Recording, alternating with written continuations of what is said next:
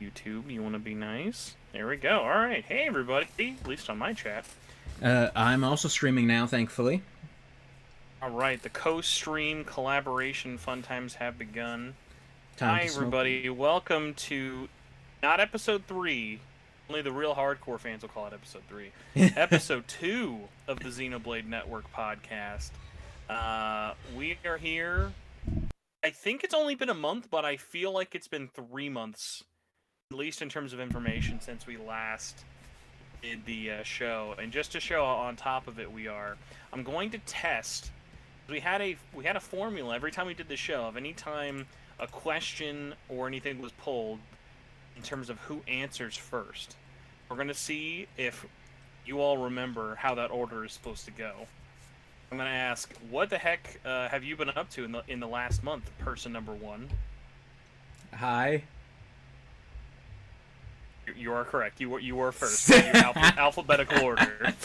Yes. Do you remember the alphabet? No, actually, I failed first grade. Called the alphabet. Alphabet, oh my god. I've been doing good. I've been doing really good, just playing more Xenoblade 2. A lot of Yu-Gi-Oh! As of late, although not as much recently, ironically, despite what I just said. Doing a lot of video stuff. I've managed to finally get a capture card for consoles. So I'm going to be able to capture a lot of footage as well. And... Nice. Card. Mm-hmm. I guess without spoilers, where are you at with your Xenoblade run?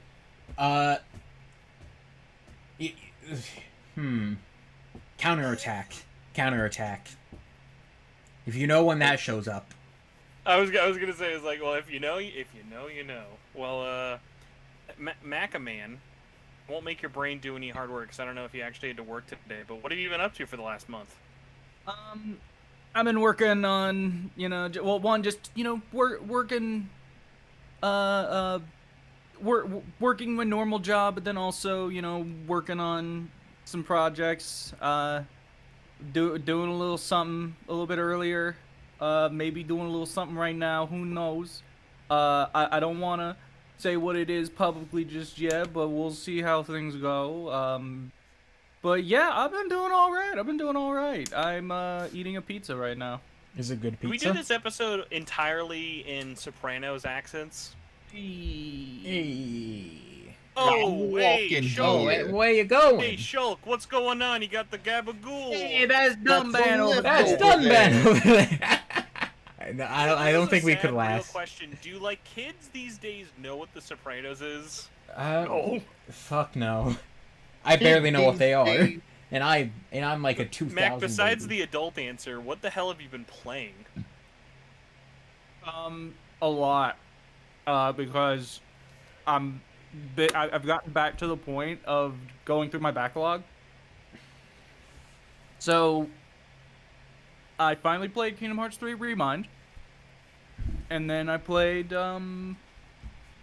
I play a little bit of DMC 5 Special Edition, a little bit of Virgil, and now I'm playing Melody of Memory. I also, before all that, I finally beat Final Fantasy 7. Neat. Oh, you finished Original that. or Nice. remake? What'd you think?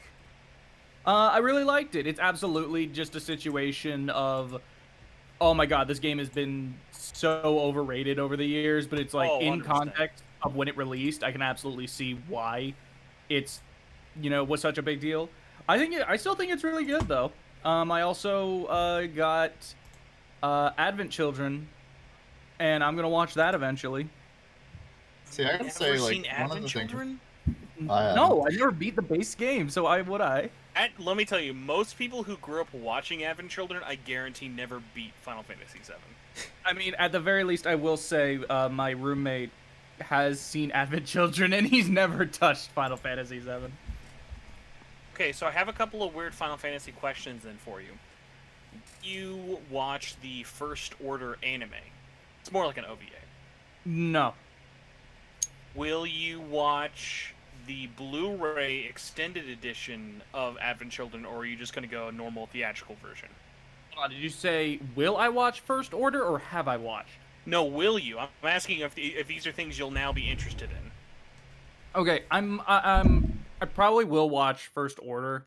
Just Okay. I'll have to just do a little bit of digging. I haven't thought about it at all, but I am aware of it. I am absolutely watching the complete version of Advent Children because why not? I'm Prepare basically to gonna learn a lot watch about Denzel. everything. I'm gonna watch everything that's on that Blu-ray. I doubt you'll actually watch everything, although I think I have like some like steroid edition where it comes with like 13 hours of like bonus features that's like not really necessary. Oh, I don't know Alright, and about then that. I just got the 4K. the two hard questions. I'll give you the hard one first. Will you play Dirge of Cerberus now? That's your answer. I laugh. And then will you play, which I'm just going to put this out there, Praying to All That Is Holy will be added to the new PlayStation Plus service in like a month and a half, Crisis Core. Oh, I've already played Crisis Core. I played Crisis Core before I finished Final Fantasy VII. Okay, well, was this like recently, like you did it on purpose because it was a prequel? No, I did it years ago. Wow, that's weird. That's more weird than Advent Children for me. That you have played Crisis Core but never watched Advent Children. That's gonna make Advent No. Children like a trip for you. Then wow. Yeah, no, this is completion of a saga, a weird ass saga. Wait, hold on. One more extra question because I don't think you've done this. Have you played episode Yuffie for FF7 remake? Yes, after I beat the base game, I went and played it. Okay, all right. I wasn't sure if you had a PS5 by then. Okay, so your FF7 homework is not as scary as I thought. That's good. No, to hear. literally all I have left is Advent Children, Dirge, which I already have stated my thoughts, and technically everything that has not at this point has not been released in English. I mean, yeah, you don't need to play before Crisis. Yeah, probably not. But But in terms of like the big stuff, I'm good. Man, that's crazy. Here I was thinking I could just play the base game of Final Fantasy VII and then the remake. What's wrong? You 100% can. It's not as bad as Kingdom what I Hearts, did. for sure.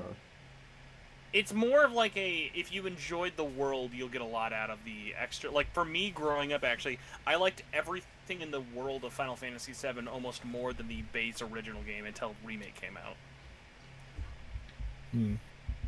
But yeah, Mr. Question mark over here. You have, I think, 19 dogs recording with you right now. Mr. Something Ringo, like that. how's it going? Doing alright, how are you? Fantastic. We're reunited, and it feels so good. But what have you been up to besides streaming on Twitch TV? Ringo Source Rex. I was gonna say, literally, I've just been streaming Tales of Eternia. I'm almost finished that. Finally. Oh, dang! We've got breaking news. The 9 Almost. Million Tales game just got canceled. How do you feel about it? Live Damn, reaction. that sucks. I get to play all the other ones then. Like, Yeah. I don't think people, like, unless you're aware of Tales as a series, I don't think people realize, like, how many mobile Tales games there are and how many have died. Weren't they like, we're gonna release this game and we're gonna support it for years? We have so many stories we can tell, and then not even a year later, they're like, yeah, it's gone. We're killing it. Yep. And then they made an anime, and I looked at it, and I was like, this isn't Tales. Did they also kill that? It completed. I don't think it got renewed for a second season. Yep, so they killed Tales. it. As far as I know, anyway. Are you playing anything off stream or anything of interesting note?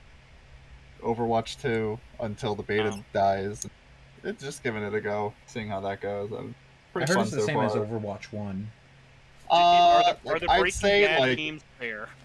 what's up? Are the Breaking Bad memes fair? If it's just Overwatch 1 with the Mexico filter. Exactly. Like surface-wise, yes, it looks exactly the same. I think there is a bit of nuance to it now. They definitely did enough to change it, but at the same time, they didn't really change it, which is both good and bad for me because it's I enjoyed Overwatch 1. I just hated certain aspects of it, and it feels that the design and rebalancing of everything has eliminated those problems for me enough to be wow, this is a fun game again. So, people are in a fit. It's oh, this isn't as worthy of a sequel, and I'm it was never really supposed to be, but okay, yeah. Well, then why call it 2 I am so curious how they're going to sell that game. Like, that's going to be So such the an uphill way battle. I believe it works is if you have bought Overwatch Okay, 1, well, no, you no, get we're not gonna get into that. Yeah, the multiplayer's the multiplayer. I mean, like, they will sell a box that says Overwatch 2 on it, or like basically they're selling the co-op campaign elements of it. I want to know Yeah. how much that's going to cost, because that's what has me That's genuinely that's curious. gonna be. They really can't slap $60 on that and ever think I'd ever buy that because I'm not.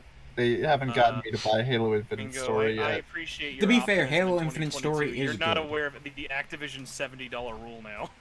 Oh, oh, ugh. Didn't even realize. Yeah, zero chance. Like negative 0.5. I don't know. Negative 0.5. I'll give them that. We're not getting to the negative point, the negative 1% just yet. But man, do I hate that. Disgusting. So Kill it with fire. I'm not going to talk about what I've been playing just because I've been playing a ton of stuff. Like, thank God it's backlog season. I'm just going to say, if you're sad games are getting delayed or not releasing this year, just enjoy this time to catch up on your backlog, because God knows we all need help. So I'm actually going to talk because I feel like I've just been in full-on fanboy mode recently. I'm just like, Xenobug is real in my brain. Like, in the last month, I picked up the Xenoblade Chronicles X strategy guide, which I didn't know was a thing. But to be fair, I probably should have known, because that was back in that era where Prima was releasing a strategy guide for everything, even like random like Wii U games. So shout out to the random Prima strategy guide I bought 7 years after release, and got a pretty good deal on it, although I am not opening it because I'm gonna strictly, like, I'm willing it into existence. I bought it sealed, mostly so I could guarantee, because it comes with like a microfiber cloth. I kept it sealed, and I will not open it until we get a port of X. That's like my way of negging it into existence. But besides that, I've also popped my Nintendo Switch cherry. I am now I don't know if proud owner is the right word, but I am a owner of a Pro controller after owning the system for 6 years or whatever amount it is. So ask me anything. I bought the Xenoblade Chronicles 2 Pro controller. I will say, going from PlayStation 5 to Xbox Series X to the Pro controller, noticeably smaller, which I wasn't expecting, just because like I feel like controllers kept getting bigger. My past experience with Pro controllers were this: friends would say, "Do you want to use this?" I would say, "Gross! Give me a single Joy-Con over a Pro controller any day." Why? It was a preference thing. Like, I didn't love how it looked. Ergonomically was a little busy for my liking, and most of it was like, I want to give it a chance though, because there are certainly games that like will not be benefited by playing Joy-Cons. Because there are some games I like playing split-hand Joy-Con, and just like letting my hands dangle, or like playing something like a Skyward Sword, or like something really motion-heavy wise. I'm gonna use the Joy-Cons for stuff like that. But for I'm something actually doing like that right now for I'm doing that for Melody of Memory. Dude, rhythm games like that, like Melody of Memory is perfect for the Joy-Cons. I will say I played Celeste on the Joy-Con because the like I have to say, of all the D-pads that I've played on, aside from a keyboard, I would say that the Joy-Con D-pad was perfect for me to play Celeste, specifically because of the separated buttons for each That of game for me direction. is Tetris. Tetris with the separated D-pad buttons is like perfect, because you can't like I accidentally I press can't the play direction. Tetris on a D-pad. I need a keyboard.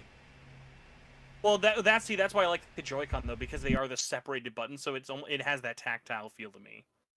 But I definitely get that. But no, so I know I'm in the minority of not liking the Pro controller, but I liked the idea of it enough, or at least I was Xenoblade crazy enough to go out of my way to not only get Xenoblade 2 Pro controller, which isn't that rare. Like, you can find them for $60 on the used market pretty easily. I had to find a new one, and I had to find it specifically with the North American one.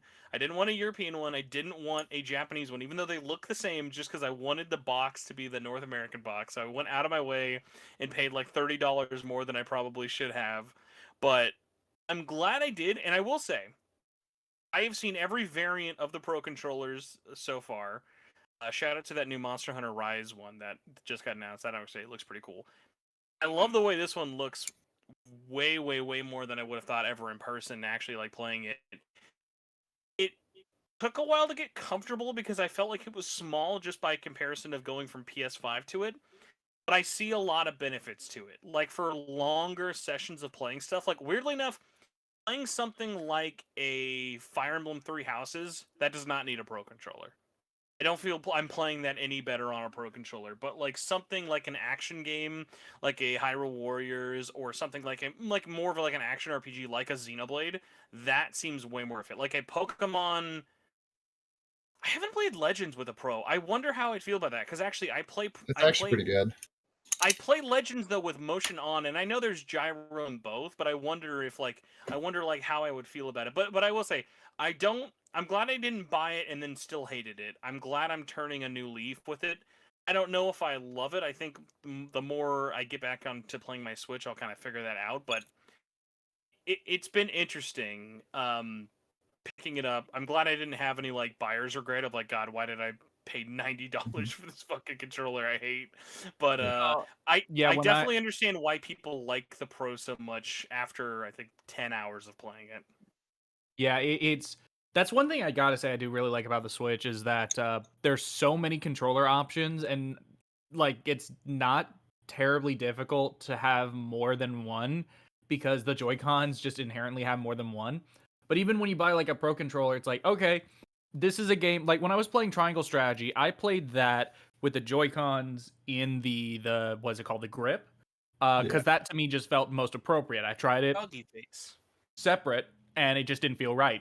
But then when I was playing when I was playing Melody of Memory, Kingdom Hearts, I was like, I initially tried it just because I was coming off playing Final Fantasy VII, which I did do the grip with.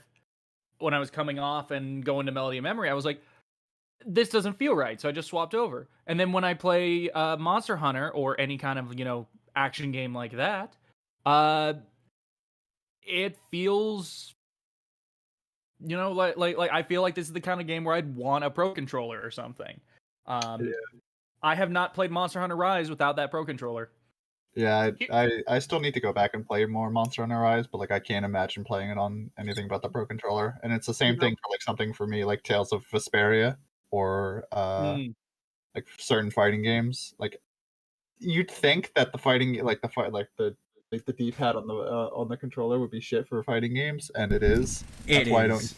But the left stick is actually pretty responsive for games like BlazBlue Cross Tag Battle and Central Fiction. I would never play a fighting game on the Switch. I just do not like it. Well, there's certain ones. I'll say BlazBlue Cross Tag Battle is a good one just because it's a 2-button fighting game. So like that, you could play play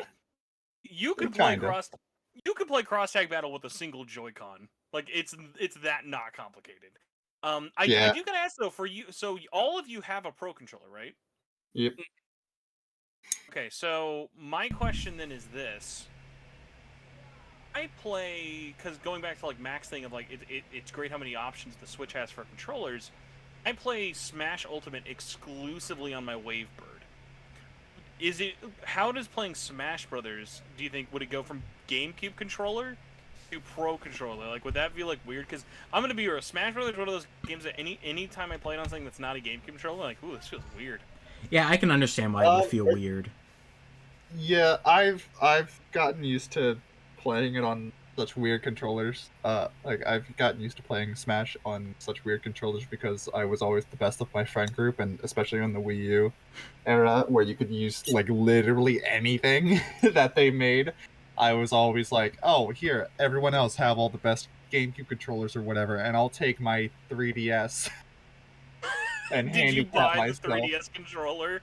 No, I literally would use my 3DS because I had Smash. I bought a 3DS specifically for Smash 4 on that time. So it's like when I was connecting it to the Wii U, I was like, yeah, I'll just use that because it's like no one else is gonna ever touch that thing. Can we just take a quick moment? What a weird time in history for those 2 months between Smash 3DS and Smash Wii U, where 3DS was the new thing. And it was like, Mhm. wow, this is a weird, like, this is the future of Smash Brothers for 2 months, is playing it on this Yeah. 3DS handheld. Where, And then where Wii U came Bowser out and was everyone played the it on there. definitive top tier because no one could handle retreating aerials. Or rather, there were no retreating aerials, and Bowser was just the best grappler. Well, Shit's whack. controller. Actually, I guess before I run this, I will ask. So for Xenoblade, with something like that, what do you guys play it on? Pro controller. So- It just felt so natural. What Right. did you use, Alto? I used the Pro controller. It just felt really natural, and at the time, my Joy-Cons were also drifting, so it was my only option. And because of how, I'd say, intensive, like, some of the high-level battles can get, like, some of the boss monsters there are bloody insane, and I cannot imagine doing that on a Joy-Con, just needing to constantly manage resources, like, when you're switching blades, when you're doing the combos, etc., etc. Just, like, it feels insane to do that, like, on a Joy-Con. So, this is really weird. I don't know why I did this the way I feel this way, but when Xenoblade 2 came out, I played that with the grip, and in retrospect, like ever since first playing it, and then like in the time since, anytime I boot it up, it feels wrong. I'm like, I really wish I could play this some other way. This just doesn't feel the right way to play this. And at that time, I didn't have a Pro controller. I didn't get the Pro controller until Monster Hunter Rise, the first Pro controller that came out. So I that happened. Torna came out, and I play it the same way, where it's like, this feels better, but it's like it's still ultimately kind of the same. But for whatever reason, when Xenoblade Definitive Edition came out, I played it with just the Joy-Cons, a grip, whatever. It felt totally fine. I don't know why. I have zero idea why, but I'm already decided that when 3 comes out, I'm gonna play it with the Pro controller. As a fellow gripper, I guess as we call ourselves, how do you feel about using? Fucking name. Spencer, you might want to rethink the next time you say something like that. I think you might get canceled. Welcome to the Xenoblade podcast, my fellow Switch grippers. Spencer, I swear to God, if you get canceled, me, Mac, and Ringo do not know you. I'll print shirts that are just all black that say "Gripper, please." No. Oh my God, no! I wanted to ask your opinion though, Meg. What is your thoughts on separated Joy-Con play while docked? Because that was my way of playing Xeno 1 and 2. While docked? Yeah, while docked, no grip, just one loose Joy-Con in each hand.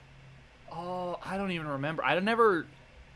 Okay, so at least with Xenoblade 2, I'm gonna assume I tried it without the grip, and I'm gonna assume I probably didn't like how it felt, because I don't recall ever trying 2 without it. Torna, I just kept with the grip because that's what I did the first time. Xenoblade 1, again, I don't remember. I don't think I ever tried these games without the grip. Or at least if I did, I don't recall doing it. So, I don't know. It's weird. We'll move on from the maybe racial slur questions and everything, but I did put up a poll. I did put up a poll in my chat asking, "Are you a gripper?" Oh my God, Spencer! Hey, you know what? I would say their name, but their name on my YouTube chat was Dash. But shout out to the Pinky and the Brain avatar. Our first news story, because we actually have way too much news. 25 minutes into this show. Xenoblade news is out the wazoo, and first big up news was we had a release date move. And I'm just gonna say, everybody, this feels like a millennia ago when this happened, but Oh, it feels over. we went from a Forever. September release date, which, by the way, correct me if I'm wrong, it was just September. It wasn't like it was a specific September day, right? Generic September, yeah. It went from September 2022, which was like, whoa, that's so soon, holy crap, to July 29th, then leading everyone to turn into that scene from SpongeBob where his brain is on fire, at least according to RPG Twitter. And Nintendo, I think, because what was so funny about it is, remember, the box art leaked on the website, and everyone was like, ooh, new trailer, can't wait. Like, we thought that was it. We'll get a new trailer, and there was a box art leak. Like, that was the best the news was going to be. And little did we know, Nintendo had a mega ton of news, but the first big one was the release date, July 29th. Also, what was your thought when you saw that got pushed up? Like, what was your immediate reaction? Oh shit, Xenoblade's coming out so soon? I thought it was coming out in September. I guess I was wrong. Let me look it up. Wait, what the fuck? Yeah, that's how I felt. I was like, oh, I thought it was September. And then I was like, oh wait, we it all was. just did a collective double take online. We were like, no, Yeah. that can't be right. Wait, is this the European one where it's actually the 29th month on the 7th day? Is that Yeah. I was very confused, to say the least. It's exciting, but it also means I don't have the money, and based on some stuff me, you, Mac, and Ringo talked about before about how the collector's edition is still shipping in September, I have a feeling that it was a rush last minute, hey, we need to switch this. Yeah, absolutely. 100. And so like, I'm gonna throw out a crazy wild... the crazy thing about it, though, was I liked that if you were a Nintendo fan on Twitter, at least it seemed like the immediate like news from this wasn't like, because even though we've talked about this before, of like Xenoblade is a big Nintendo IP, but there are still a lot of people out there who don't really care about it as like an IP just because it is such a like more like intense RPG. But what I was this even got a lot of Nintendo people talking because everyone I feel like instinctively knew, oh, Splatoon got delayed. That was absolutely something where once I realized, okay, this is coming out in July now, that means we have, I was looking at that, I was like, July is typically when Splatoon releases. If not the very end of June, it's usually July.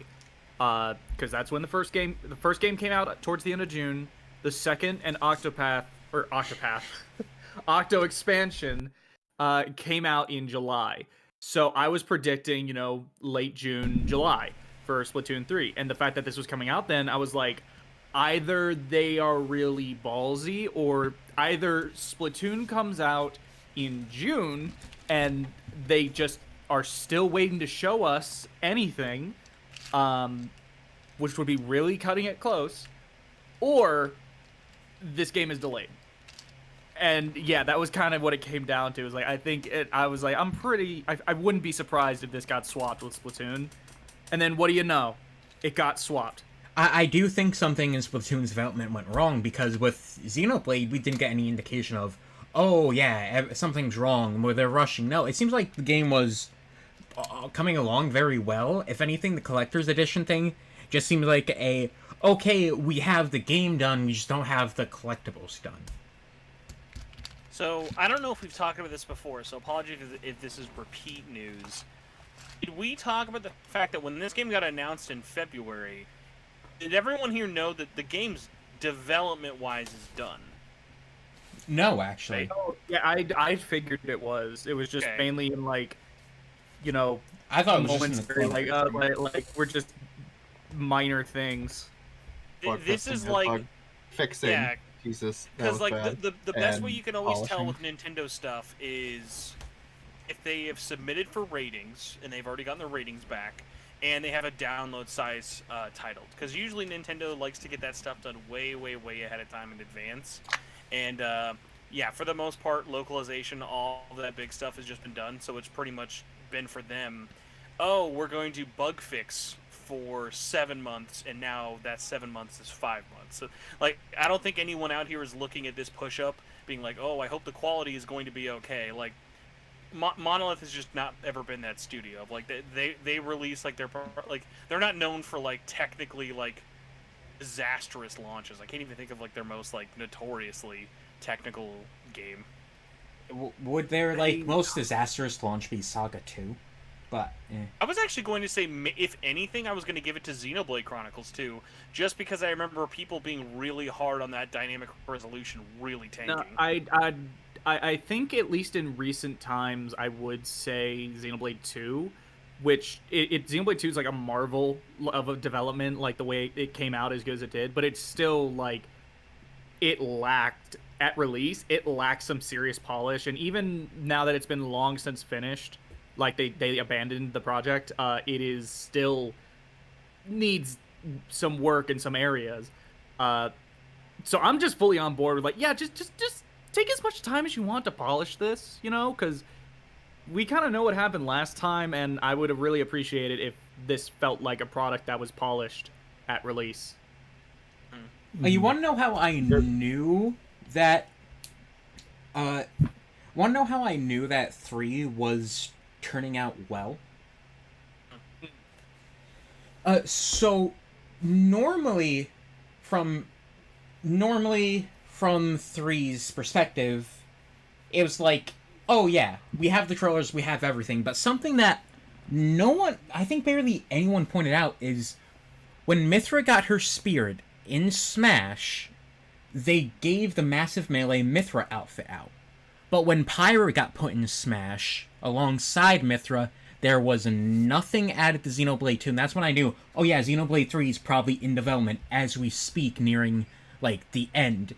Because if it was at the beginning, I feel like they would have tried and pushed 2 a bit more. I love that the Smash costume not being it is your key. I very much appreciate that. Like, that's how you know that the overtime Xenoblade 2 builds was all done. They're like, no more costumes, everybody. Sorry, we're wrapping up. I mean, Xenoblade 2 that and... has me wondering, why? Oh, because she was a sticker. I was like, wait, why did she have a censored design? Yeah, if she wasn't playable, I forgot, because, yeah, she had a sticker. Mm-hmm. I was wondering, like, was there ever a reason why both Pyra and Mythra weren't just stickers to begin with, and it was just one? That always seemed weird to me. Yeah, and it may sound strange, but if you look at a lot of what Nintendo does, normally they push out a lot of content even for free, unless the game is dead in their eyes. Like Mario Maker 2. Looking at you, Mario Maker 2. Yep. So, the most current example, of course, is that I can think of is Xenoblade 2, where they were pushing out a lot of content along with Splatoon 2. They were pushing out a lot of content, and the moment things started to dry up, it was like, okay, that's it. I think the last update we got for Xenoblade 2 was adding a Korean language setting, if I recall correctly. And then Splatoon had that whole... during the pandemic, they did a lot more Splatfests. It's likely that the pandemic directly affected Splatoon 3 as well, so they went back to 2. I'd be curious about the Splatoon thing, because honestly, like, that dev team is so large. Like, I don't think a lot of people really realize how big, although it did kind of come up, like, when there was the official release date for Splatoon 3, people were like, whoa, this trailer's really huge on, like, Japanese, like, Nintendo's account. Like, Splatoon 3's team is, like, really big. Like, it's funny you guys kind of went to, oh, maybe it got delayed for issue. My big thing was, like, honestly, just because the way that team is and, like, how, like, dedicated they are to it, you've got to imagine it's not a time issue. They've had many, many years since 2, and even with the pandemic, I would say, honestly, they probably just have a really ambitious idea in mind. Because, like, we still haven't seen the single player. I have, like, a gut feeling like that single player is going to be some crazy, real big difference compared to the first 2. I hope it is. I don't mind if it's not, but, like, I feel like that team is, like, kind of at their point where they're like, hey, we're releasing a sequel to a game that the sequel was already on the Switch, like, in its launch year. Like, they have something really to prove, almost kind of in a similar way to Xenoblade 3, where, like, Xenoblade 3 is trying to wrap up this trilogy, or at least we assume it is, whereas the Splatoon one is like, hey, this is going to be, like, the final Splatoon for the Switch. Like, let's make this as big and as crazy as we can. And if Monolith, honestly, yeah, Monolith definitely had a way bigger team working on Xenoblade 3 than Splatoon, but that's just because Monolith is huge. I think Nintendo's like, hey, Xenoblade's going to sell just as good in July as it would in September, which we can all agree with. Yeah. Whereas Splatoon, if they could make it like 10% better, that's going to be a huge sales difference. I mean, I want to point something out here. The reason why I think, first off, the pandemic had an effect is because of how they went back to Splatoon 2. Because, I get it, ambitious project, but a lot of Nintendo things were affected. Even if it was, like, this big ambitious thing that, like, oh yeah, it's going to take a while, I do believe the pandemic did affect in some way with how they were dealing with it. Not to say, like, oh, it shut it down. It's like, no, they just realized, we're not going to get this done by the time that we want it to. Let's go back to Splatoon 2 for a bit. Ringo, what about you? What are you feeling like with the date, especially kind of now that we're like a month or so out from like that push up? So, just on the whole, I like when it first got announced, I was like, in my experience, it was like the first time I'd ever seen a game moved up in date. So I was genuinely just like caught off guard by that. But on the whole, I think a lot of what you guys were saying was pretty much like nail on the head for my thoughts, right? Just in general, these guys probably have had Xenoblade done for a while, enough to say that a move in that kind of date, right, wouldn't affect anything. Maybe there's going to be a little less polish, if anything, but I don't think it would really be anything too noticeable. I will say though, I'd be really disappointed if Xenoblade 3 comes out and it still has that like texture loading issue that Xenoblade 2 had. Yeah. When you bad. skip travel. Yeah, so that was bad. Yeah.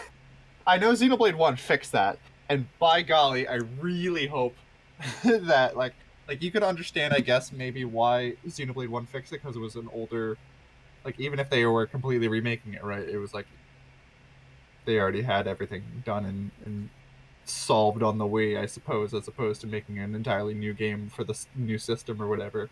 So I trust that it won't be an issue, but I'll be pretty disappointed if that comes back, I'll be honest. But well, I think it was also because of the scale of 2. Not to say 1 isn't as big as 2, but 2 has a lot. It's a very big game. Yeah, for sure. I'm not saying, again, like, I understand theoretically why it's a thing, right? It just sucks that it is. and I want to say that it got better over the patches, but easiest thing to say though is just like, I just don't want it to happen again. But yeah, in terms of the dates, I think again what you guys were saying was right. It's just like the pandemic probably hit Splatoon, the Splatoon team more than anticipated, and they just needed more time or something. And again, just like I can understand that Splatoon would probably be a better fall game than a summer game. Like, yeah, I could still see it being a good summer game, but I think it would probably be better when it launches in the fall, I guess. In terms of like the kind of game that Splatoon is versus something like Xenoblade where it can come out whenever and it'll still sell pretty damn well. You guys want to play a fun bet? Sure. All right. Which will not release this year, or you can say both. Because when Splatoon was such a late September, I'm like, ooh, there's no way both Metroid, whatever it is, and, well, I should say Metroid Prime, whatever ends up it being, and Bayo comes out. I feel like Bayo still has a chance. I think Metroid Prime has zero chance. I think they're going to take any year. chance they get to move it back and take more time with it. Wasn't even thinking Prime would release this year. Well, remember, no the chance in my rumor mind. is it is whatever the intermediate Prime 4 primer is. It is a remastered or remake kind of quality Metroid Prime 1. Aren't they not just doing a trilogy? Why aren't they not just Well, releasing... that's the thing. It's like, because the way like the rumor mill thing for it usually works for it, it's been people saying they're going to bring the trilogy to Switch, and then other people are like, no, they're remaking Prime 1 in the style of what 4 will be like, whereas like I could see both still not happening. My gut still makes me think October could be Bayonetta, but I don't know where there's room for 2 shooters this fall from Nintendo. I'm gonna think Bayonetta will come out probably. I'm gonna say like if it had to be something, I'd say it'd be the October game, maybe December. Now that the what used to be the Xenoblade slot is now no longer the Xenoblade slot.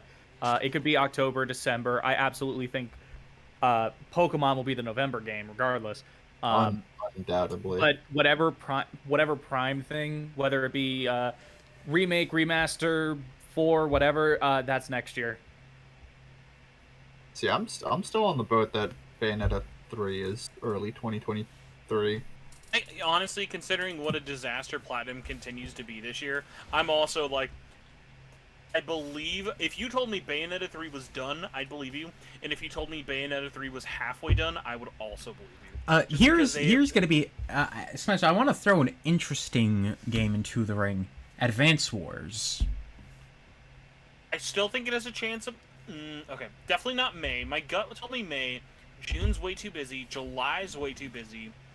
I think Advance Wars, it can literally only be. Oh, no, obviously it's gonna change. August, December. The rumor is December right now. I think that's crazy. That seems like it's sending it to die. Too far. Well, no, I don't even think that's too far. I think in a post Christmas rush buying season, who the fuck's buying that besides the hardcore? Yes. But yeah, I really hope the December rumor's not true for that. It's either I can either see it being August or it's just pushed back next year. December would be killing it. Oh, it's the worst part is we all literally know it's done. Yeah, someone even has the game. Well, they got it removed. Nintendo took it off their account. Damn. But yeah, that's such a tricky thing of yeah, the Advance Wars thing. Honestly, if I was Nintendo, the whole war thing is not changing anytime soon. It's the standest of standstills. So I'd be like, I would have just released it in May.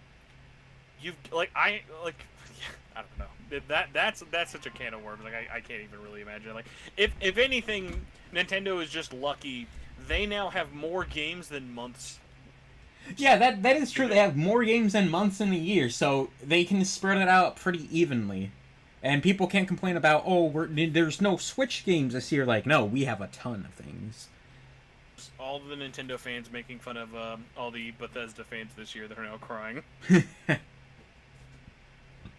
Alright, well, speaking of crying, our wallets will be crying, hopefully soon, and hopefully for good reason. Because one of the other things that was announced in this news dump was we have...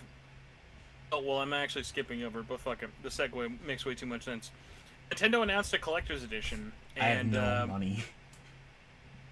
Good news, Nintendo has still not sold it. Thank Actually, God. Mac, I would like you to pitch us on the collector's edition, because I feel like you might be the most pessimistic on it, or at least in terms of obtaining it. Do you want to tell people what's up with the collector's edition and where to get it? So you can only get it from the official Nintendo store. It's still not available to be bought or sold. And you get an art book and a steel book. Ooh, and there's a difference. I was gonna say, because what's the one and then also if you are in Japan, there's no confirmation of it being like this or whether it will or will not be like this anywhere else. But if you're in Japan, you will get the game on release, but you don't get the collector's edition until September because this game got pushed forward at the last minute. Oh yeah, 100%. And that's that. How do you feel about it, though? What's the Mac Collector's Edition approval rate right now? I'm trying to remember what the collector's edition was for 2. Was it Literally just the art was just art book, steel book, no plastic case. Okay. So technically you're getting more? Technically? Just because you're getting a plastic box too? Like the normal case? Compared to 2, it's technically more But what I would say is kind of a drawback, at least for me, is the fact that it's only available through the Nintendo Store, which is just like, that's just kind of annoying. Let me buy it from other places. Because there's no guarantee that I'll get it day of with Nintendo. I feel like I'd feel much more confident if I was buying it from, like, say, Best Buy or something. Did you not try to buy the Metroid Dread Special Edition last year? I did not. That's how I know. So I'm excited it's a Nintendo Store exclusive, because Metroid Dread's Collector's Edition last year was a fucking disaster. Of like, it literally sold out within like half an hour at every retailer, and they didn't restock until release day. Jeez. And by the way, there was no communication of when or if it would get restocked, which then led to the scalping market being crazy, because it was like, is it going to be everywhere? Is it going to be in a couple stores? Is it going to be a fucking Kmart? Like, who knew? Whereas, like, with this, oh, bad latency. You are correct. This did, Xenoblade 2 did come with a CD. I forgot about that. Oh, yeah.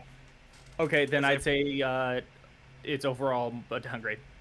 Well, to be fair, we don't know the price of it yet. So it could be cheaper than the Xenoblade. That is true. But just in terms of what you get, I would say it's a downgrade, just because you don't get that. But even then, it's not like 2's was that much better.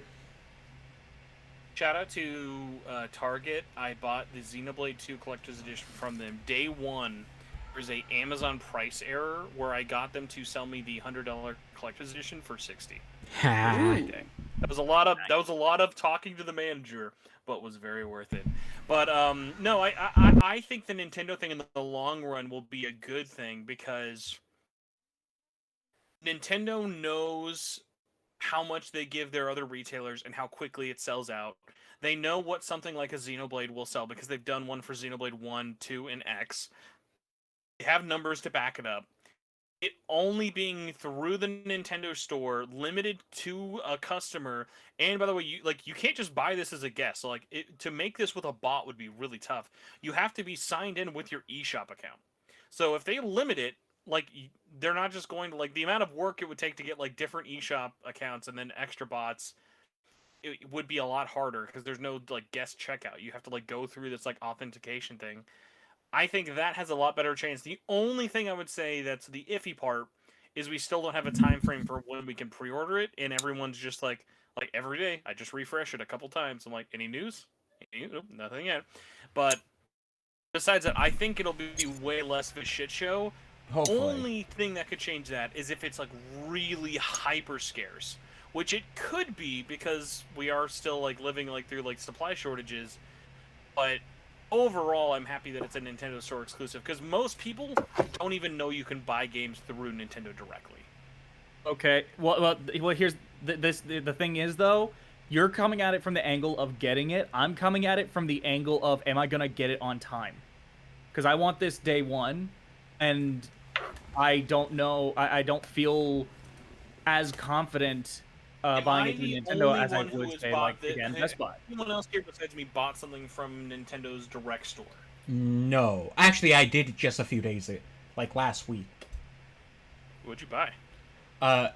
I bought my stepbrother Animal Crossing through the Nintendo Store, because my mother was like, I can't add money. I'm like, just buy it through the Nintendo Store. So yeah, they are really good about getting stuff sent beforehand, because they are shipping it out from the place that they send it to their distributors. So their release times have been really, really good. And I actually have experience with shipping through Nintendo UK store and Nintendo America. So Nintendo America and UK, I have always had ship at least 3 to 5 days before.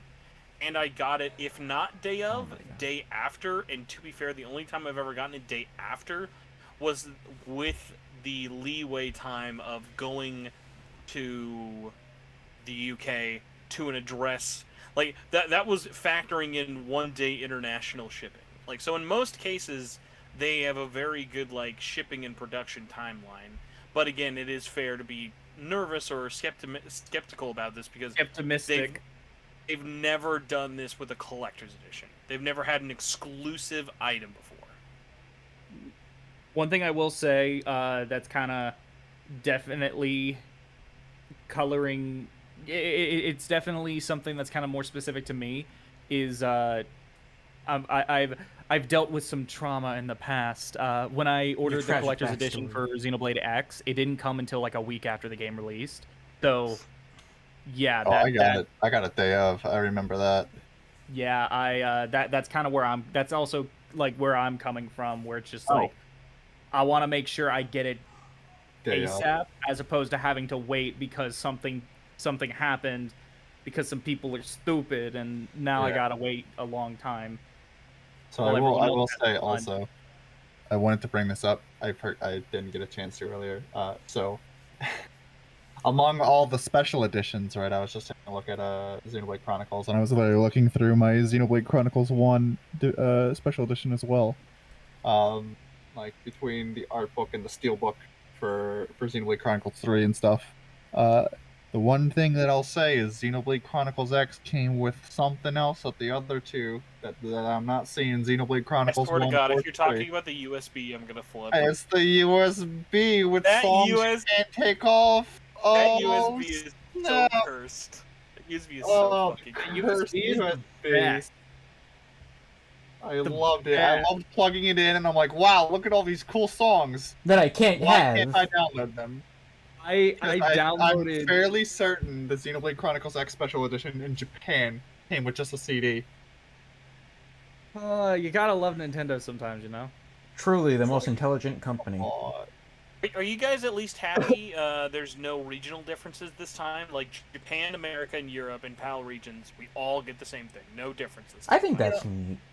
Absolutely. Like, yeah, I'm glad that there's no real differences this time.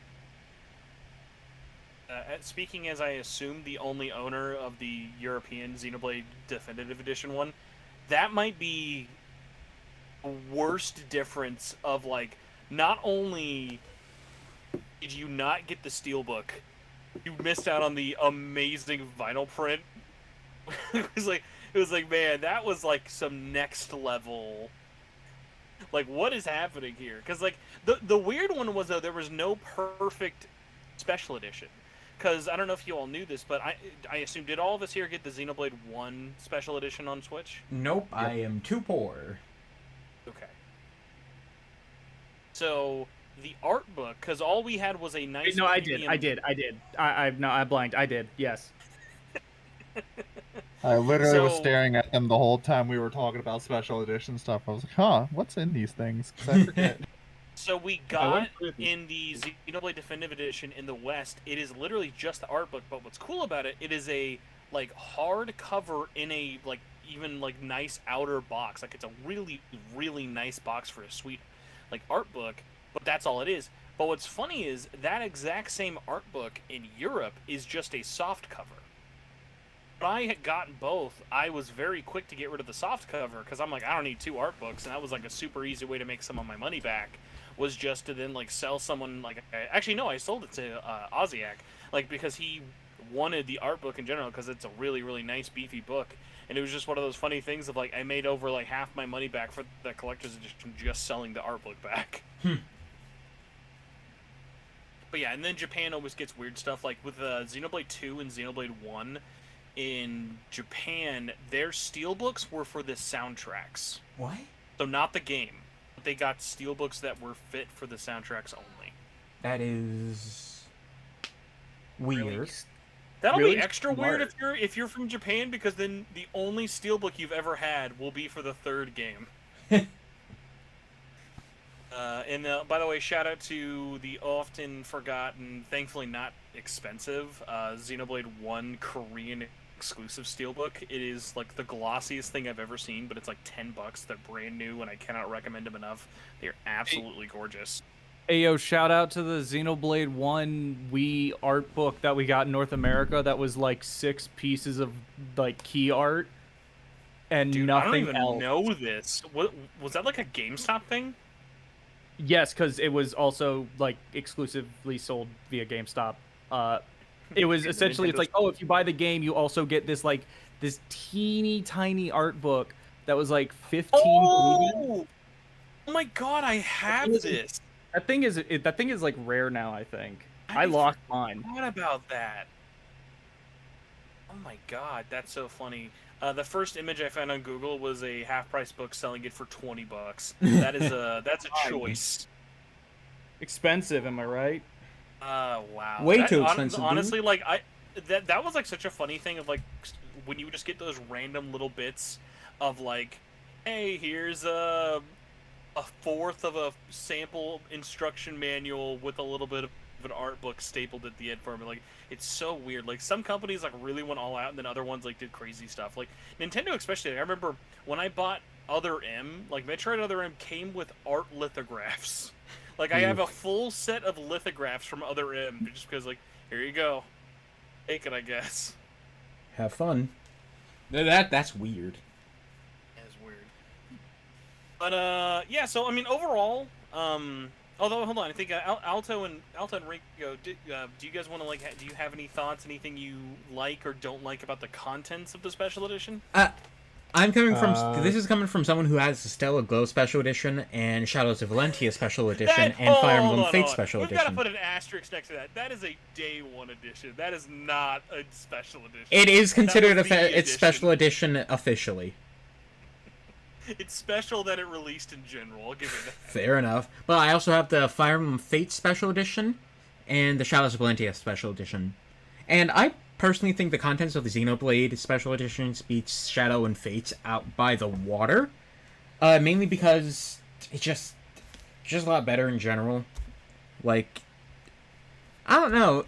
The Fire Emblem Fate Special Edition really was underwhelming because it's like, oh hey, you're paying this much money to get the third game on your cartridge. Like, what the fuck? Whoa! It's just very strange, in my honest opinion, that they did that. I do not know why they did that. Well, I know why they did it, money, but still. And then Shadow of Valentia Special Edition, that one's actually really good. I really like it. It has some cute little pins. It has the art book. It has a lot of cool stuff, in my opinion, but I think Xenoblade 3 Special Edition just beats it out of the water. It's just the better Special Edition, but I feel like we have gotten better Special Editions for Xeno games in general. Mm-hmm. Yeah, Ringo, I what about mean, you? I'm not a huge special edition purchaser, so I don't really know what constitutes good or bad, personally. Like, I think the only special editions I've ever bought were Xenoblade X, Xenoblade 1, and Tales of Vesperia Definitive Edition. Honestly. I'm That's surprised you never got probably 2. all.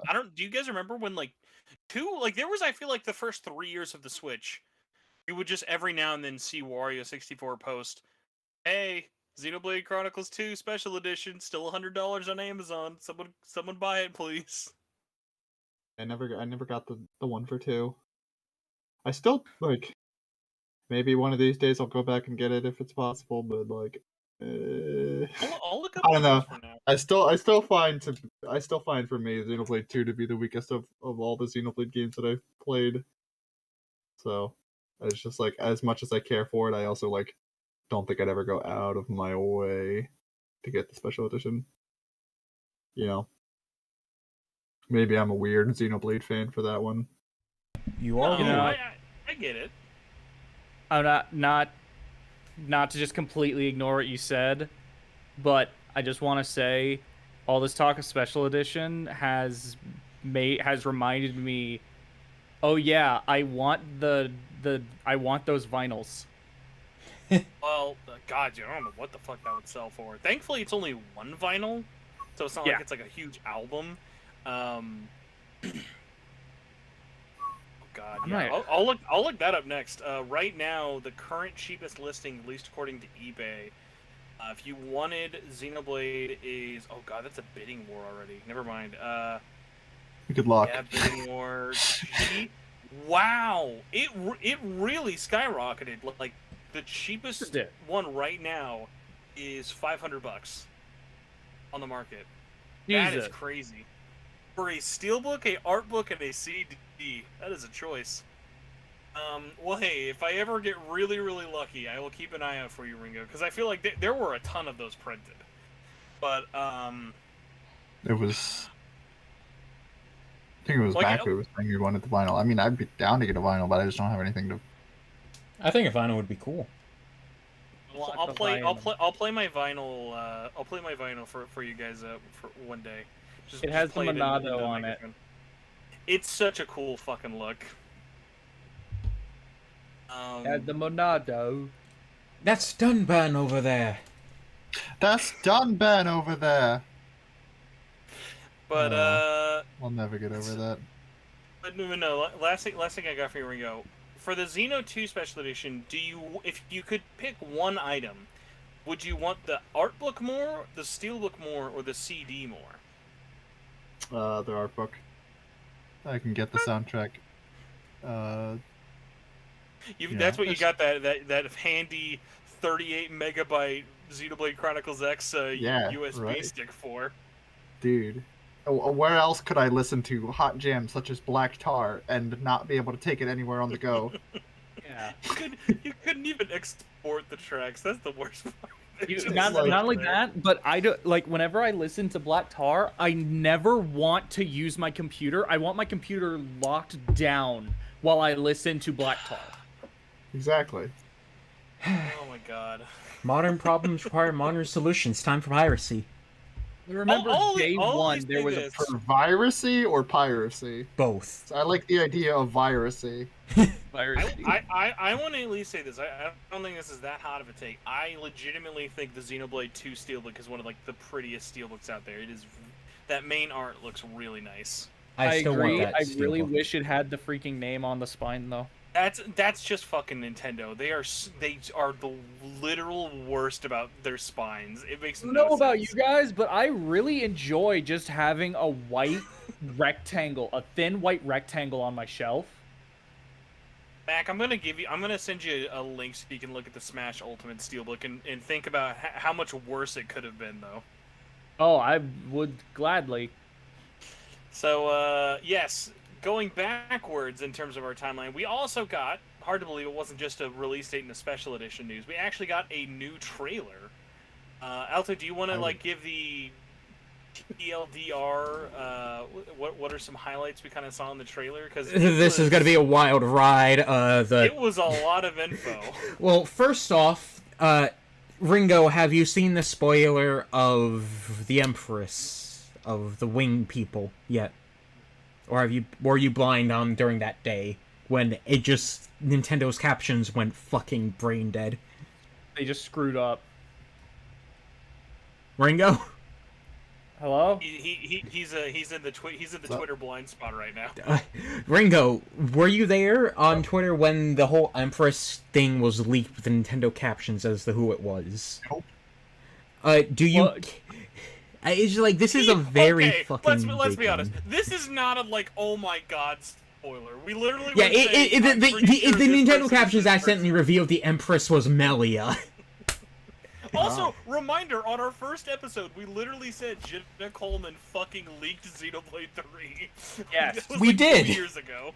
And it's fucking amazing because it's like, how do you fuck up that bad? The only other fuck up I can think of is the Sonic Frontiers one, where they accidentally leaked Amy, so they're just like, oh, well, fucking go with it, that's Amy, yeah. One thing I find really funny about this subtitle screw-up is, if you go onto the Xenoblade wiki, and you, I don't know what page it's on, but I'd assume it's, on the Xenoblade 3 page or whatever, but, there's a listing where it's like, here's a picture of Melia, and it's the picture of the Empress, and then here's a picture of the Queen, and it's just Nia, and it's just like, yeah. It's just really awkward and funny. It says, oh no, if fucking the wiki outright says it's Melia, right now when it shows the picture, Melia, the Queen of the Keys, and next to her, an unknown Gormati character. Exactly, it's like, God. I get it, but it's like, this is really weird. You want to know what the biggest fucking bait would be? If it wasn't fucking Nia. That would be hilarious. It's just some new random Gormati and Nia's just standing in the background like, hey, Plot twist. Nia is not Nia. Mio is Nia. I was gonna say no plot twist. It's like Bizarro, like her like evil twin sister, Ayan. Oh, Ayan, the evil Empress Queen. Ein. Oh Fucking- man, I love it. that'd be funny. We still don't know what the deal with Mio is and why she looks like almost exactly like Nia. Maybe a descendant. Maybe Maybe her and Zeke got in bed and then Neo was You created. know what? I'd be curious, Ringo, what you think, because I think this trailer had like so much in terms of gameplay, story, and everything else. Outside of if it's in a direct, like if there is a full-on focus direct, which I think they probably should do for this. They did one for 2, so I wouldn't be They- surprised if they did one for They 3. did do My biggest problem is they spoiled everything in 2, and like I feel like they want to avoid Well, that. yeah, this time. They went a that little just seemed- overboard. My thing with this is, I want to know nothing else about the story. Like, I think what we've learned about the gameplay has been really, really interesting, and I don't think they've shown too much yet. But my thing is, like, I'm kind of in the same boat as you now, Ringo, where I'm like, I don't think we need any more trailers for this. Like, I'd rather. Like, I didn't even watch- We're 2 months away. I'll be honest, I didn't even watch the new trailer. So, let alone the leaks and stuff. So it's like I've been in the dark on Well, everything. thankfully, most of the information that's now just really come from it has just been the Xenoblade Twitter and Nintendo Twitter basically being like, "Hey, here's a new thing," or "Here's how this works," or like stuff like that, which I think is fine. Like honestly, when I think of like highlights from the new trailer, mine was holy shit, 7 people parties is insane. Oh yeah, and there's something I want to point out. Mac, when in the trailer, time stopped around little fuckboy Noah when he was a child. You liken that to when Sinon touched, or Shinon, is that how you pronounce it? Who? The Xeno Saga main character. Oh, Shion. Shion, yes. You compared Noah's like, time who? stopping to when Shion first touched her Zohar thing, first came into contact with it, right? Yes, at the very beginning of Xenosaga 1, there's a moment in which she touches the Zohar emulator, and it like everyone in the room just kind of ceases to exist, and it's as if time has stopped. I think this might be the new equivalent of that. Right. There's also so one thing, this is not very spoilery, but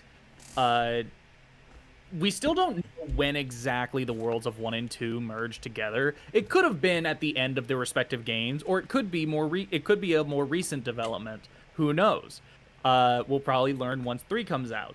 But there's a part of me that wouldn't be surprised if the moment where Noah Noah, it freezes and time freezes and Noah's just like looking up, and at the sky you see it's like the sky is like fading away and there's another planet. I think that might be the moment when it happens. Actually, this brings up something with me that I want to point out. Future connected. If there was evidence, mind you, this could be because we haven't explored everything yet. I don't think it happened instantly. I don't think it was Shulk that did this because of how Future connected. I personally have never been of the opinion that it was from the second both their games ended. Yeah. I think that happened later on. And this is going to be something wacky. I personally think that somehow X is also connected to this. I think there is. If it is, that's like a fucking post-credit scene. Like that would just muddy the story. Absolutely, like, what? absolutely. I think there is a chance that they could connect it to X, but I think it will be something more minor or something post credits or whatever. Just have Elma show up again. Not to spoil Hello, I am Doctor Elma Strange. Xenoblade X. Not to spoil Doctor Strange 2. This is how they would incorporate X. It would be like, guys, this is our only way to save all 3 of our worlds. All right, no matter what the cost, we have to accept the consequences. And then at the end, they're all just sitting there in their own words like, oh, we did it. We all live happily ever after, and then you just hear Black Tar play. And Black slowly, and Tar everyone plays just and you starts can't play the sweating. game. Someone- Why do I hear rapping? Why do I hear rapping coming from nowhere? No, like he's actually there. There's just some guy rapping. Is that like the equivalent of like worst case scenario? Like Morbius shows up in any MCU post credit scene now. He's like, oh god, no. The Morbius sweep. The Elma sweep. Sliding slinger.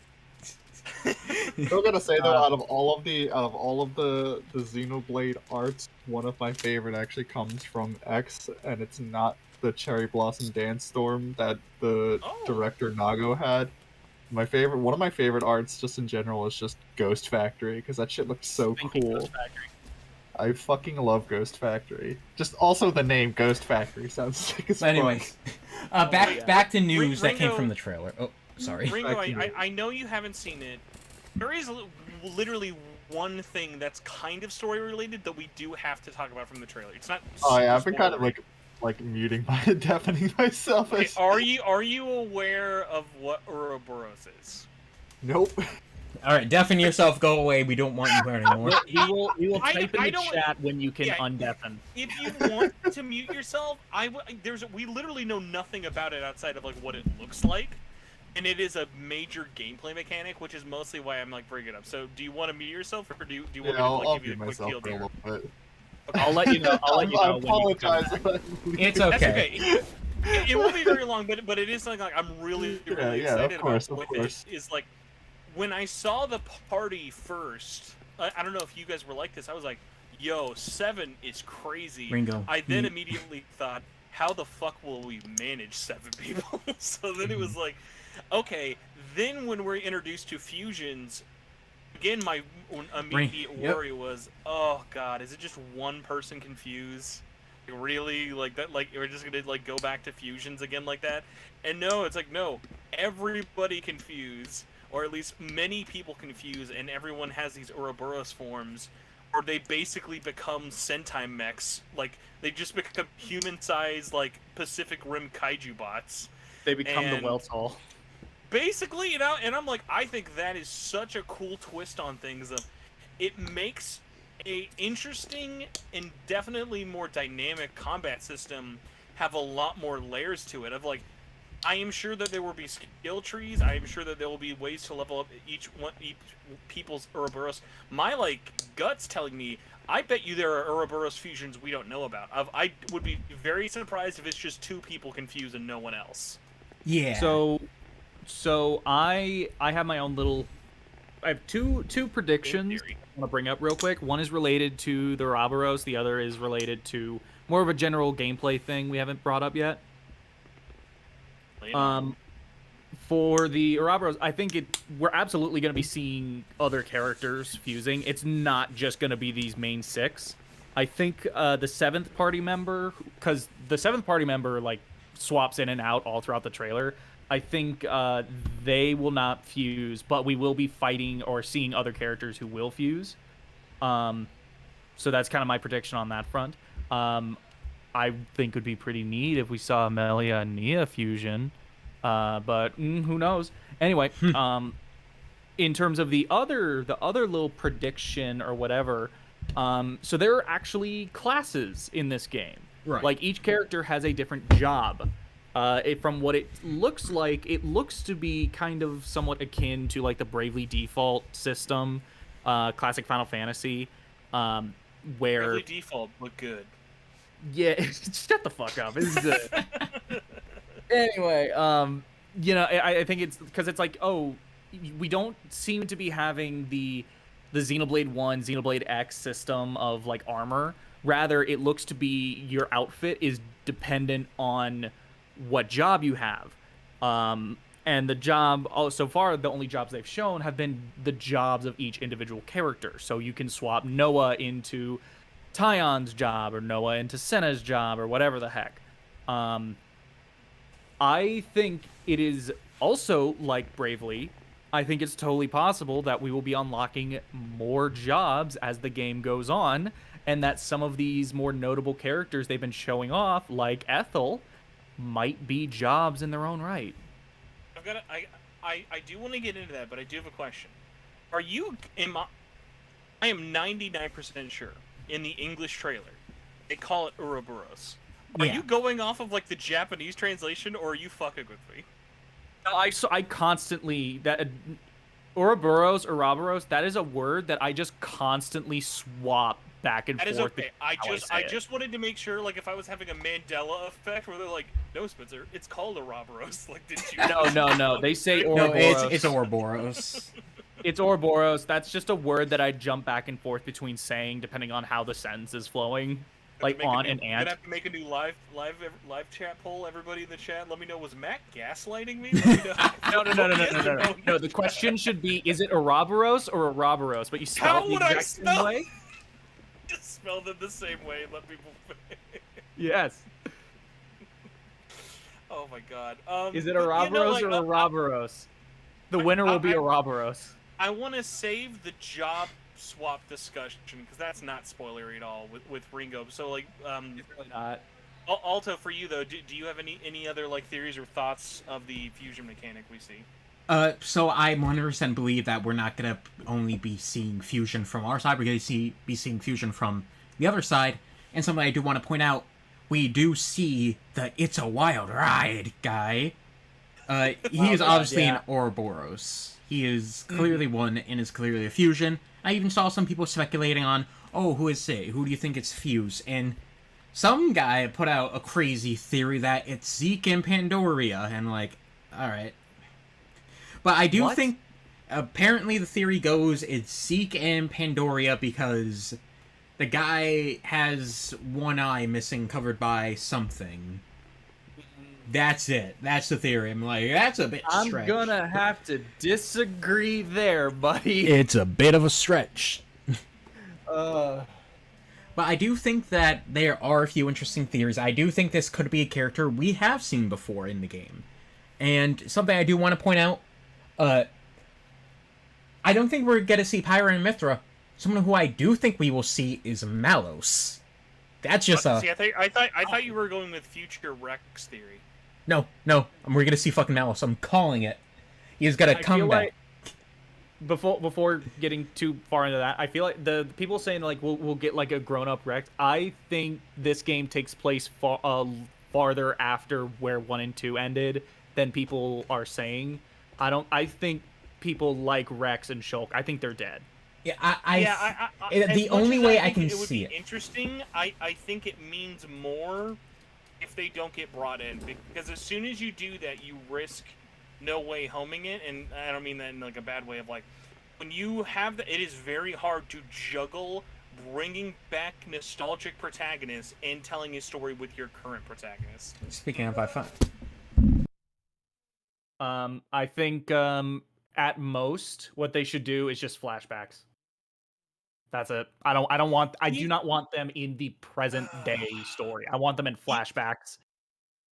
It's like if you had to, because it's tough because there will definitely have to be moments. I guess my worry is, and I mean this game's definitely probably going to be long enough if you could do it. I don't think this is a series that should have an end game moment.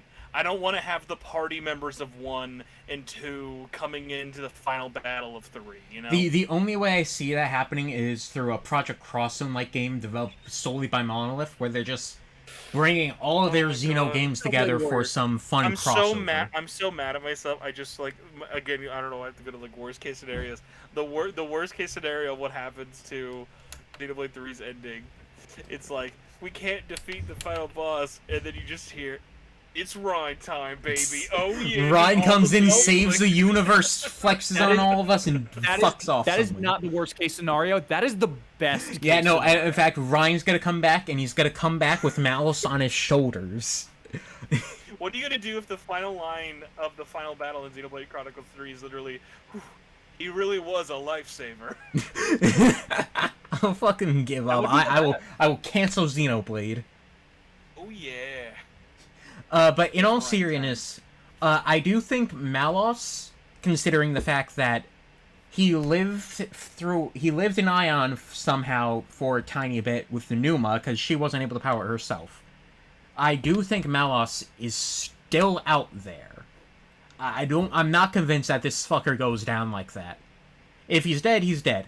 But I believe through some fucking strange miracle, the only Aegis / Trinity processor alive is the one who was the villain. Because I think Alvis and Mithra, or Numa. What? What? Why Malos and not Alvis? Like, why Malos? Why would he survive as opposed to Alvis, who just... Well, we don't know what the fuck happened to he Alvis. assumedly disappeared with the conduit, whereas Malos, we actually kind of watched him die. The reason why is because after that, we still get lines from Malos through living through Ion. And this will completely depend on, is Ion still a thing? Because if Ion's still a thing, I 100% think that Malice's consciousness is still in there, and he's got to do something. But that's all, because Numa is like this. What? All right. You gotta think about it like this, right? I'll help you. I'll help your point out, right? He did a little reprogramming to Ion. Bad joke, sorry. I didn't get that one. I was trying to think of how to help you out of that one, and I was coming to play. But Ringo, you're back. We're here to talk about something not spoilery, and I'm curious. So, job changing and outfits are gonna be a big one with this. Do you have any hopes or fears with jobs being tied to outfits? I just feel like it's gonna be lack customization. I like customization with my characters. I imagine, like, honestly, how many RPGs though? Like, I always forget what the fuck it's called. It's like Glam looks, where it's like you set a skill for its like ability, and then you can have, hey, I want to wear this armor, but I want to have these stats. Vanity. Each game does it differently. That's why I'm like, it's just one of those things of just being like, yeah, I don't think I don't think you'll have to worry about fashion soulsing it, basically. Yeah, I just want it to be. I just want, if they're gonna make armor tied to specific things, right? Give me vanity. You know? I just want good designs. I mean, the game has. I mean, what's a bad design we've seen so far? I mean, in 3, none of them. I don't think any of these designs are bad. Drip. No, the game is chock full of drip. That's kind of the thing. I feel like I am loving all of the designs in 3, which it's just kind of like this game so far, from what we've seen, is like, for me personally, it is the redemption of Saito, because I was so mixed on him because of his designs for 2. But like he relapsed for 2. Like he was just the all-time low. For 3, all of the designs are like, mwah, they're like, so good. So I just, like, all I really care about in terms of that front is just, are the designs good? Yes, cool. Though I will say I would like vanity armor, just because it'd be neat to have a playthrough or something in which you can just keep everyone as their default outfits. But you don't have to be restricted to their jobs. I'm still saying there's no way we don't have guest artists. All I'm saying is just give me the ability to put on Vanguard's mustache and give me fucking Vandam's barrel chest outfit. Agreed. Like that's what I want to be. Give me Guernica's lips. Guernica Vandam. That's the new Vandam's full name is Guernica. Guernica Vandam. Give me his lips. Give me Vandam's barrel chest, and give me Vanguard's mustache, and I'm good. Exactly. Like that's all I need. Like that's the perfect character. Yes. Oh fuck, we've been going for a bit. Yes. No. Perfect.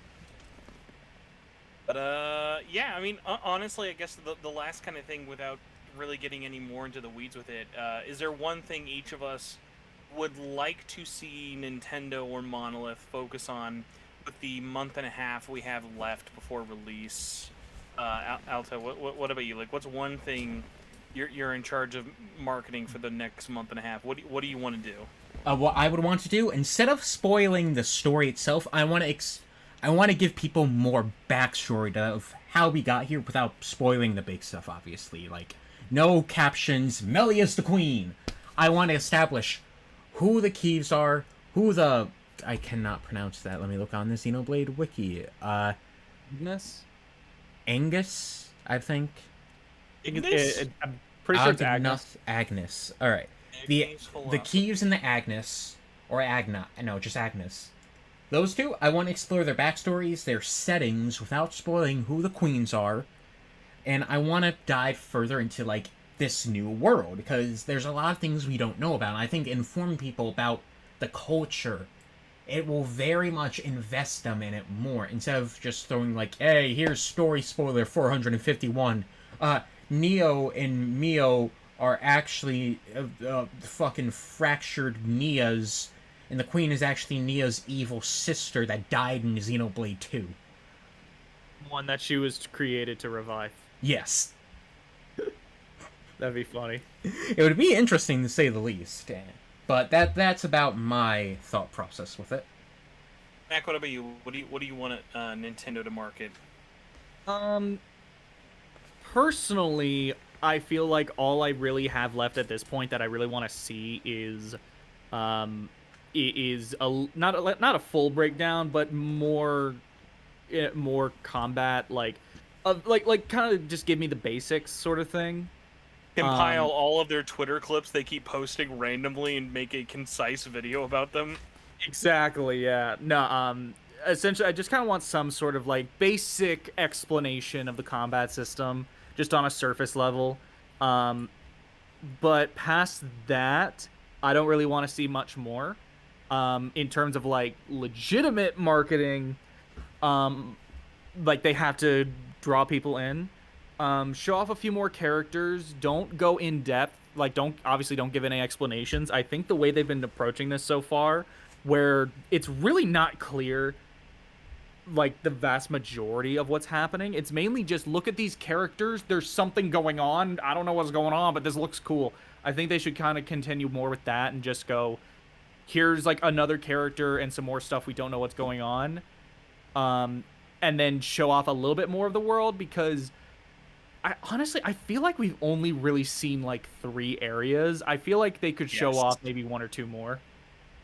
Nah, that's a good point. I Ringo, feel what like about we've you? only really seen This is it. the Gower Plains equivalent, the Oblivia equivalent, and then the there's that little section where they're on the boat in the first trailer that is clearly, like, this is made up of parts of the Letharian archipelago. The only thing that would be better is if they didn't fuck with our expectations in all of those areas we've seen, or just in the first area of the game. Oh my god! You know what? Another thing I want to know. This is something I want to know. Is this disconnected? Is this going to be like Xenoblade 1, Xenoblade 2, or Xenoblade X? Because I want this to be like X. I don't know if the Switch can handle X. I think the Switch can handle X.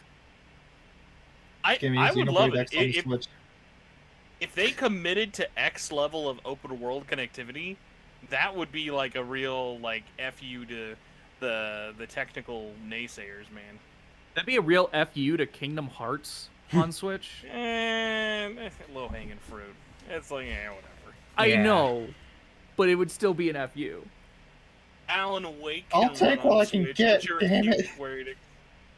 But yeah, you asked me, and sorry to just butt in, but in terms of the things that I would want to see, well, the answer is, for me at this point, nothing. But if I was to, if I wasn't on my Xenoblade information block, I guess the Media things I would want blackout. to see.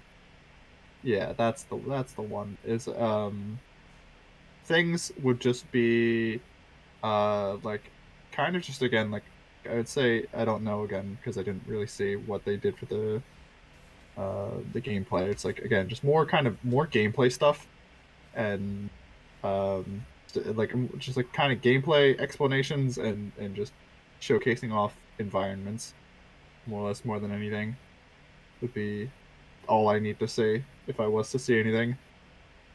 So again, maybe they showed off a lot of that in the other trailer. I don't know.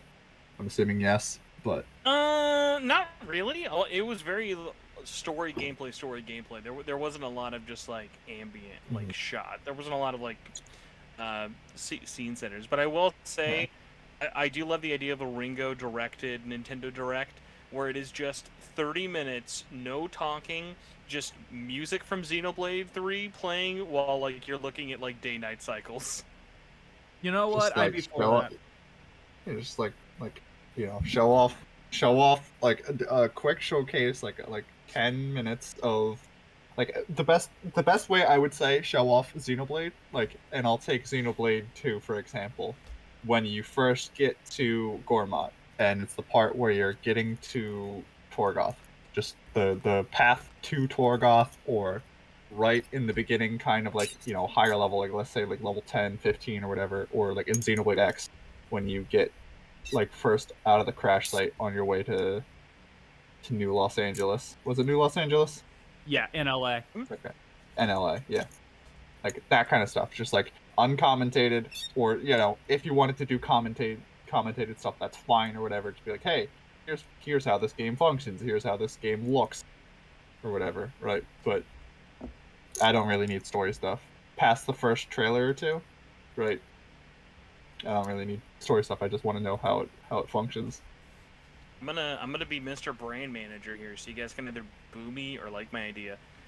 I want Nintendo to commit to making us spend way more money on this game and probably making Alto sad. Fuck. I want a Xenoblade Chronicles 3. If we're living in a dream world, no, they won't. Well, no, they won't do this. I'll turn it back. I was gonna say system bundle. That's too crazy. They'll give the system bundle to Splatoon 3. That makes more sense. They will do a new Pro Controller with Xenoblade 3's designs. I don't know if they would just kind of do a myriad of different colors or how they would really do it. We don't really know the primary colors of 3 yet. Pro Controller. Some kind of red. And, yeah, I mean, they could definitely do like a harsher red for sure. And then this was just one for me. Just commit to... It would be tough picking, because I know they wouldn't do it for all of them. Do a single amiibo. Yes. Because there's no representation chance of it ever coming to Smash. We have Shulk at least for one. Pyra and Mithra are hypothetically coming maybe this year for 2. And, like, if we're in a world where Capcom can make... Look, the fact that Monster Hunter Rise's expansion is getting amiibo. I'm like, Xenoblade 3, I feel like, could do 1 amiibo. Like, I think if you're being, like, lazy, you could do 1 amiibo. I think it would make most sense to do the main pair. Like, have those 2 be, like, or honestly, they could just do, like, 3 sets of 2. Like, where there's 2 characters per amiibo or whatever. And we're like, something like that. Like, there's a lot of potential just because of, like, how large the roster already is. But it's just one of those things where I would like it. They've clearly done amiibo for lesser releases. Like, it just seems like something that would be really nice. Like, they're clearly not going to do anything for Fire Emblem. Mario Strikers isn't going to have any amiibo. Sorry, Live Alive. We all know they're going to do amiibo for Splatoon 3, but again, that's 2 months out. If it's not out at launch, at least just kind of like announce it, because it's just one of those little weird things where it's like, All right. amiibo definitely have interest, but their release timing just never makes any sense because they're never lined up with Smash. And then when they're lined up with the release, they're usually super rare and hard to come by, and then get reprinted, and then they're flooding shelves like with Metroid Dread or with Skyward Sword. I'm gonna big brain your big brain. Ready for it? All right. Just here's the amiibo. Right. Here's how they're gonna handle the amiibo for Xenoblade 3. If they're gonna just do it right, it's just gonna be an amiibo of Elma. Just Elma. She'll not even show up in the story. Here's why. I will right? only allow it. I will only allow that if it's the size of the hilariously oversized Detective Pikachu amiibo. Do you guys I would remember how love that. large that I love it. amiibo It's as was for big as a no soda reason? can. I need I that. have it. I'm staring at it right now. It's great. Now here's the thing. Here's my big brain on the big brain. Ready for it? They give you, since you said that outfits are tied to jobs. Shulk's amiibo gives you Shulk's outfit. The Pyre and Myther give you the Pyre and Myther, and also I guess maybe Rex if you want to be fucking weird and have a dumb outfit like that. And Don't then make me pull up Alma's the JPEG outfit, again. I and you have it get ready. the jobs of all of them. That would be honestly amiibo jobs. People would complain, but that would be smart. As long That as you makes- get a way to as long as you get a way to access them inside the game itself. Oh my god. Easy. No, I- no. Yeah. I say Hard make to them do it. post game, and then if you have the amiibos, it's while you're playing the game. Oh my god. I'm just thinking of like the batshit jobs of like the Game & Watch job, the Wii Fit trainer job, like how Well- insane they could go, but I know they never would. They never would. It But just that would be seems too hilarious. unlikely. And that is a big brain job. I appreciate that big time. Yeah, if I'm gonna go reckless with all of my with my ideas, right? You gotta go all the way. But like now that I actually suggested, like shit, that would sound really awesome. Like if you just get don't- like Shulk's base arts as his job, like you get like a backslash and fuck, what other stuff does he Just do besides backslash. backslash? Just I backslash, can only think of backslash. backslash. You know, like that, and then like for Pyre and Myther, you get like Their Rolling specials, their specials and Because- stuff. because they'd be Pyramithra. Well, if it was Pyramithra, you get their specials. If it was Rex's outfit, you would get like double spinning edge Yeah. and the anchor shot. hmm Though I will say, Is it Rolling Thunder or Rolling Blade? Rolling Smash. I think it's Rolling Smash. Yeah. But I would say, I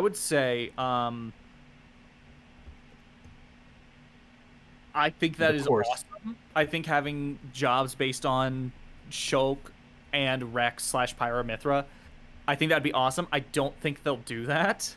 No. But that would be, for me, that would be the best case scenario. Honestly, the fact, like, this game having amiibo support at all would be kind of a miracle, I feel. Honestly, 'cause- I was thinking in terms of functionality, it would literally just be you unlock music. Yeah, I think that's also... Because remember, the only Xenoblade game to have any amiibo functionality was Xenoblade 3D, and that was just to unlock music. Yep. So I don't Plus know. Amiibo I don't know. coins. I do think Xenoblade 3, you scan in a Link amiibo and it drops a chest where you can get a Link outfit. If anything, I do think amiibos would be used to get the costume and maybe a weapon. Scan in for Wolf that. Link, you get Wolf Link as a companion on the field. That actually was a very neat. I addition. loved that. It was the best. That was one of those weird ones where that Wolf Link amiibo had a cooler function in a game that it wasn't tied to. Yeah. You know, the Wolf Link amiibo, I just want to say, I'm really proud of this. I got through the entirety of that dungeon in Twilight Princess HD without taking a single hit, max health, and I'm never touching that dungeon again.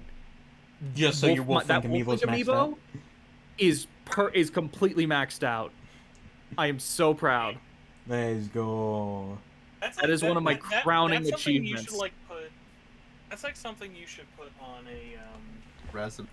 A resume. Oh no, I was gonna say like a dating profile just to see the response. You would give like, I don't want to brag, but I have a fully maxed out Wolf Link amiibo. Exactly. I'm not trying to Here's brag. something. Actually, here's something. Speaking of Breath of the Wild, what if you remember when Xenoblade 2 was coming out, they added Rex's outfit to Breath of the Wild. Amazing, What if by the way. other way around, where they add the Tunic champion's tunic? tunic as like just as a thing in Xenoblade 3, or when Breath of the sequel to the Breath of the Wild. I was comes gonna out, say, Mac, you know We that they would get do the new Noah's outfit. The new outfit for Breath of the Wild 2 in Xenoblade 3, where we get like the arm exposed like outfit thingy.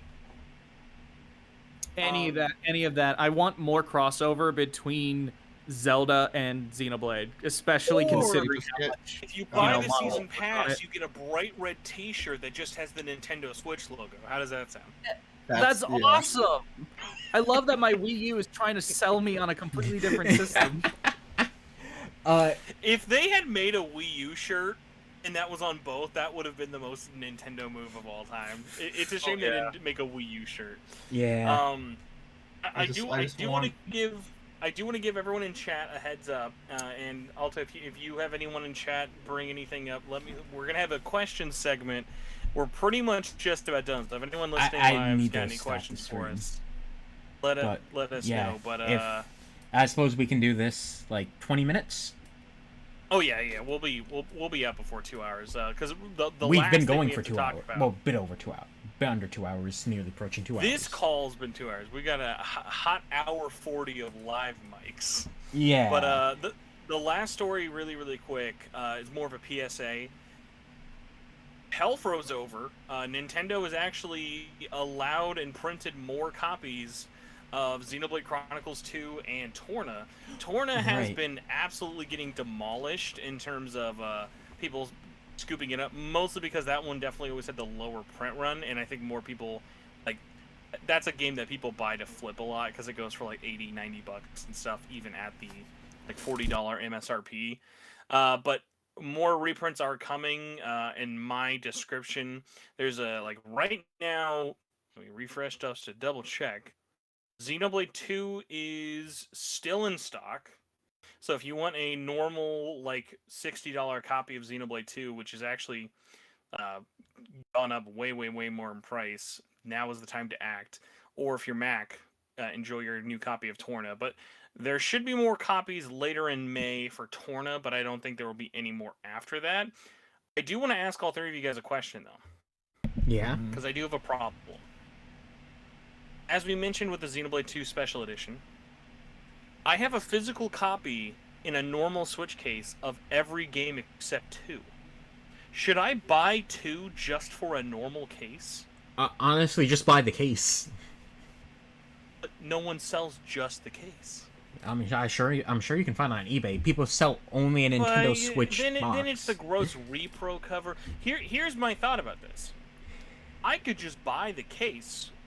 I could buy the game brand new right now, support my local business in Canada, and give the cart to somebody. I'm sure there are plenty of weirdos who would just take the cart for Xeno 2. Yeah, honestly, if you want to, get the cart for in box of Xeno 2. I think it's like a nice box.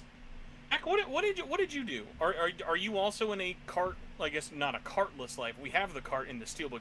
Are you okay without your plastic Xenoblade 2 box? Does it ever bother you like me? No, I have actually thought about it in the past because I earlier I bought Torna. I bought Torna because I now am at that point where I'm like, I'm a collector. I want to get every game in this series physically. Do you not consider yourself a collector like before, like a few years ago? No. I don't mean it like that. Oh, you mean like just for Xeno, like how I'm getting like stuff now leading into it. Kinda, yeah. Gotcha. I get that. So what it is I am for it's this kind of thing where it's like I have the steelbook for 2.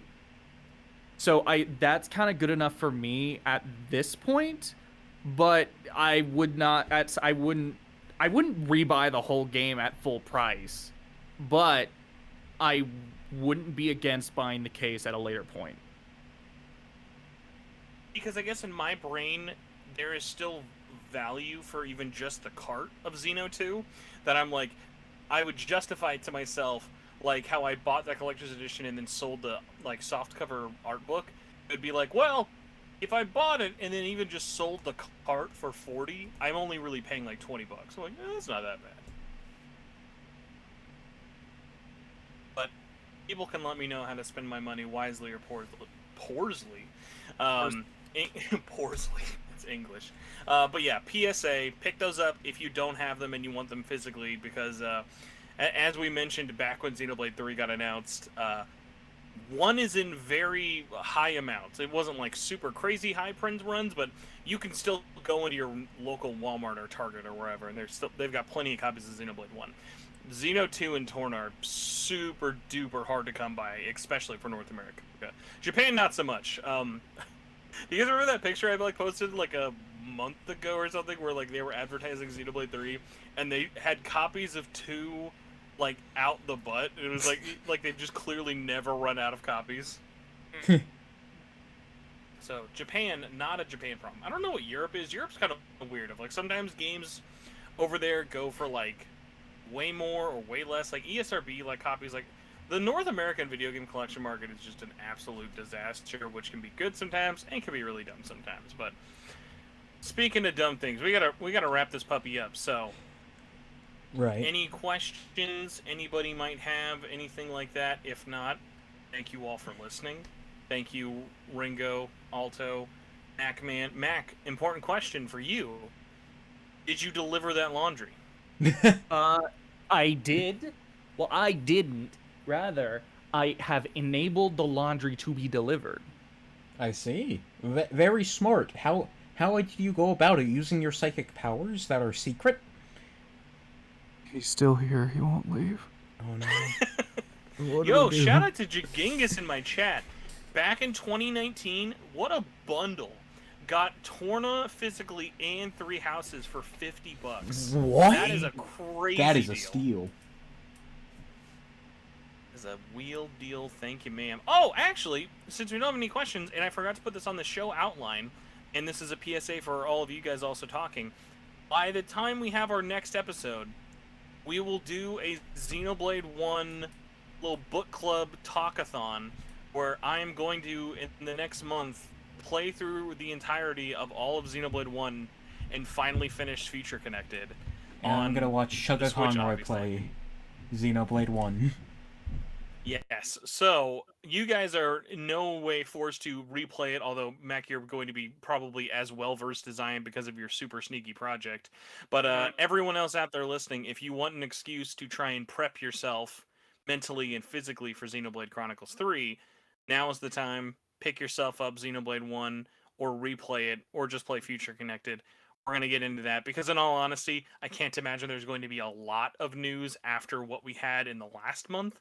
So it'll be good to kind of catch up, refresh, see how well it holds up. I remember my whole thing, funnily enough, with 1 is every time I go back to 1, I'm always amazed how well it holds up, and I'm really worried that I'm not going to feel that way when we do the same thing with 2, but I'm not sure, because I've literally not touched I 2 can't in wait almost, to like, do 5 2 years. again. Because 2 Yeah. is my personal favorite. I have not been able to get into Torna. But I cannot wait to do 2. I'm gonna do New Game Plus for 2 though. I do not want to do... You know what's funny? I've never done New Game Plus on, like, any Monolith game. I Do don't think I've for ever 2, done I would recommend New Game Plus for 2. Simply because I think it's just... I think base game, New Game, is a great experience, but I think New Game Plus is just so much better. Yeah, I mean, it would definitely make it go a lot faster, too. Ringo, when's the last time you touched Xenoblade 1? Was it definitive edition? When it came out, I played it for my friend who never played through Xenoblade, and I 100% the game, or rather 99.99%, because I missed one side quest. Rip. I'm sure Big I'm sure rips. that didn't infuriate you at all. No. I'm sure he was Not not at affected all. in the slightest. But, yeah, and then I played through 2 on New Game Plus with him because I wanted to use Elma. And so, Oh, speaking of 2, Mac, what's the roommate update with Xenoblade 2 cutscenes? Yeah, so we just finished chapter, what was it, chapter 6. So we're about to hit into chapter 7, and he's aware of the connection of these 2 games, and he was like, so at what point, if we were to go back and do 1, like at what point do you think I should go finish 1? Because he kind of he wants to finish 1 because he's like right at the end, and then we do 2. And he's like, so in terms of like not getting spoiled or whatever, like at what point do the connections start? At what point should we go do 1? And I was like, oh, we should do that like now. Because chapter 7 is when things start happening. So, yeah, that's where we are with 2. And then next, whenever the next thing happens, we're gonna jump back in with 1. With 1, he left off at Gatto, the fight with Gatto, the one in Agniratha, not the first fight with Gatto, the second one. Oh, okay. Could you convince him to play Torna? Do you think? I don't know. I think I'll leave that up to him. Torna, I think. I think it'll be a matter of time, ultimately. But I'll leave that up to him. If you crit path Torna, what do you think the longest is? Torna. I feel like if you were to rush through Torna, you could get through in about 20 hours. Yeah. And that's mainly just because of the padding. Yeah. And of course, we do. Then I also told him that we should do Future Connected, but only after at least finishing 2. I don't think we need to do Torna before doing Future Connected, but I do think we should do 2 before Future Connected. It's gonna be so jarring to go back, but at least he's not playing it. That would be more nightmarish to be playing it and then going back and forth that much. But I get that. But I'm gonna leave it up to him. I'm just gonna be kind of a general guide. But you're a Xeno sensei. That's essentially, yeah. I'm also, I've been, anytime something pops up where it's like, oh, this is kind of like drawing. This is like something that's from a past game, or like this is something that was in Xenogears or Xenosaga, and this is what was done there, or oh, this was the case in a previous game or whatever. And I'm just kind of filling him in on the grander stuff. But when it comes to the Blade specific stories, I'm just letting him kind of work it out, and then I'm just kind of giving my advice. All right. Yeah. Thank you, guys, for chatting. It was like I It was was already a going to very go fun over episode. 2 hours. This was a good one. Yeah. It was Well, nice. all We I'm didn't talk saying about is, fucking give me more Pokemon black for tar. half an hour. That was what made this a good episode. There was no half an hour Pokemon discussion. Nope, no Pokemon, 0 Pokemon at all.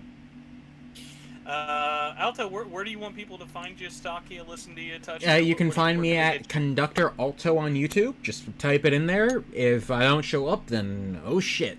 But I do analysis videos. I'm gonna be doing gameplays related stuff, like an analysis of Xeno 2, because I just got my capture card too, so that you can look forward to that. And you can expect just a bunch of analysis stuff from me. I have a lot of stuff planned, just haven't had the time yet. I just have a weird one, because we all cover games in different ways. I've not been like, oh my god, there's too many RPGs coming out. It just hit me. I am not looking forward to covering Xenoblade 3. Because I'm like, oh, I will play them whenever I can and however I can. And then I feel like, oh god, yeah, how the fuck, what am I going to pick what I talk about first, or what the heck I'm going to do? Ringo, it's probably easier for you, because you should be like, I'll just, are you going to stream your first playthrough of I'm not even 3, gonna stream it. I'm just playing it with a friend. Okay, even better. So yeah, it's like it's like a weird one of like, yeah, I'm like, I don't know like what I would do, especially because it's so much game. So much game.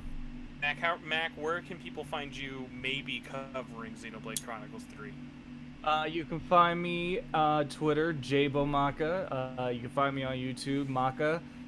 It's either gonna be Maka or JBomaka, and that's basically it. Ringo Dingo, where's your Twitchy boys at? You can find me on Twitch and or Twitter under the name Ringo Ashburn with an E at the end, RingoAshburne, and I play a lot of fucking Tales of games on my Twitch.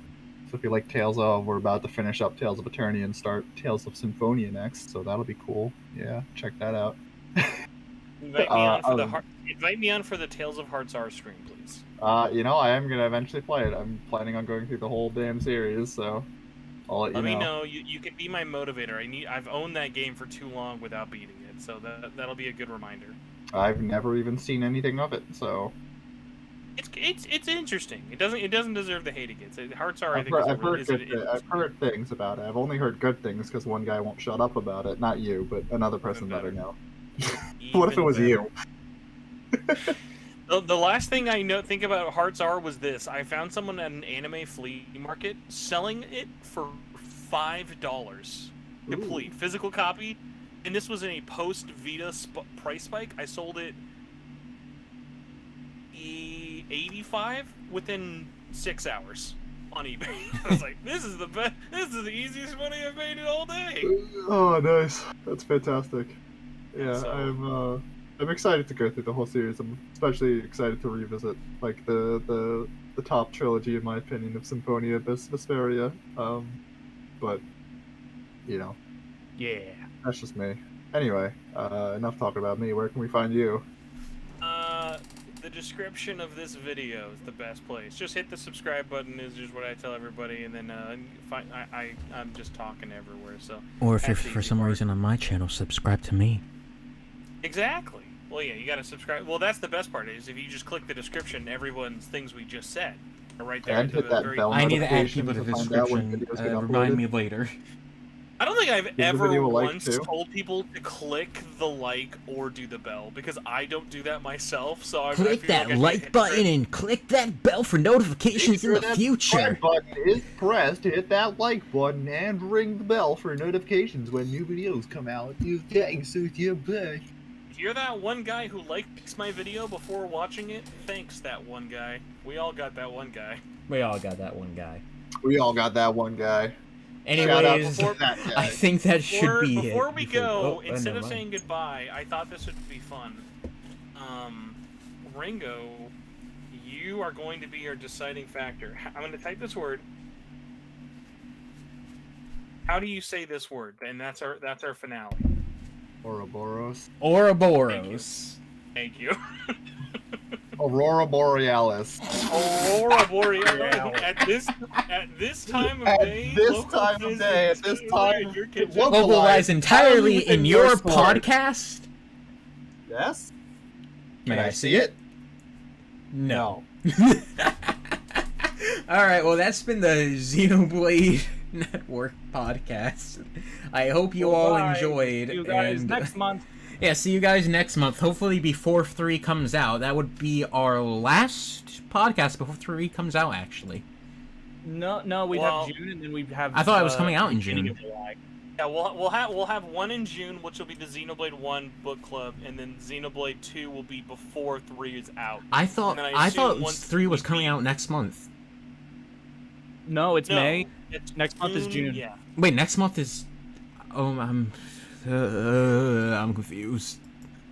Conductor's I'm- off the okay. rails. Put him back on the rails. Point is, next month, Xenoblade 1, next month, Xenoblade 2, which the 3 is coming out soon. That's the point of this. It has been an honor to have y'all watching, and we will see you guys later. Farewell. Bye. Bye. Can't wait till people find out.